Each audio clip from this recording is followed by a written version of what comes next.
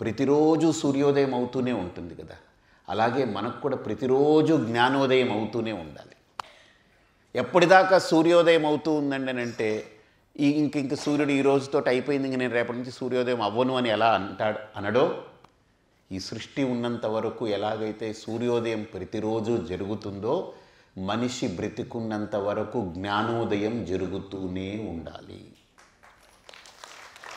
there is no one particular point, నా జ్ఞానం అయిపోయింది అని, ఇంకా జ్ఞానం వచ్చేసింది, నా జ్ఞానం పూర్తయిపోయిందని ఎవరైనా ఒకవేళ అంటే